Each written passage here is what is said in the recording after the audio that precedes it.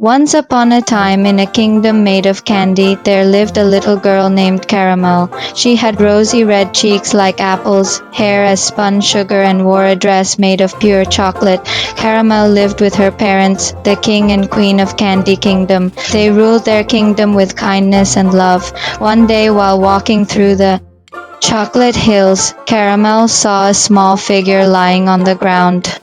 Then they came to a babbling brook. Mousie wanted to cross, but he was afraid of the water. Caramel, being the kind friend that she was, sat down and took off her shoe. Just follow the river. Thank you, Mr. Owl, said Caramel. As they walked along the river, Mousie began to feel sad. He had seen so many wonderful things during their adventure, and now he had to say goodbye to his friend.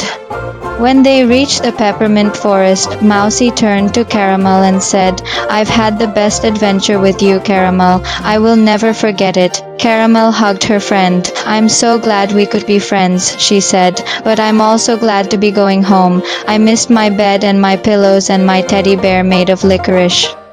Mousie and Caramel said their goodbyes, and then Mousie ran as fast as he could toward his home. She laid it across the water and Mousie ran over it to the other side.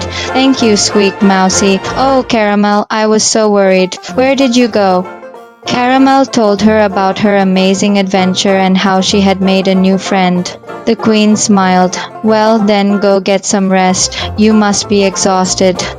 That night, as Caramel lay in her candy castle bed, she thought about her new friend, Mousie. She hoped that someday they would have another adventure together. You're a true friend. It was a tiny little mouse with fur as white as snow. Oh my goodness, said Caramel. Are you hurt? She would bring him sweets from the royal kitchen and they would play hide and seek among the candy canes. But the mouse, whose name was Mousie, wanted to do something more than eat sweets and play games. I want to see the world, he told Caramel one day.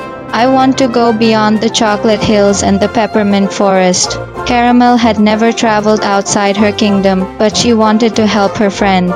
So she asked the royal tailor to make Mousie a backpack. Then she packed some cheese, a bottle of milk, and some bread for a midday snack and set off to explore the world with her new friend. The mouse opened his eyes and squeaked, I am lost and I can't find my way back to my family. Don't worry, said Caramel, I'll help you. And so began an unlikely friendship between a little girl and a mouse. Every day after that, Caramel would sneak out of the castle to meet her friend. At first, everything was new and exciting. They walked through tall green grass and chased butterflies with wings like stained glass. But their adventure didn't last long. Soon the sun began to set and they realized they were lost and didn't know where they were or how to get home. Suddenly, Mousie started to cry. It's too dark. I'm scared. Just then, they heard a loud crash in the bushes. Who's there? Squeaked Mousie. A little brown owl flew down from the bushes. What are you doing here? He asked. We were exploring, said Caramel, but we got lost and now we're scared. The owl blinked his big yellow eyes. Why don't you stay with me until morning? I live in that hollow tree over there. So Caramel and Mousie climbed into the tree and snuggled up beside the warm owl. When the sun came up, the owl took them to the edge of the forest and pointed with his wing. Your kingdom is that way, he said. As soon as she saw her daughter, the queen hugged her.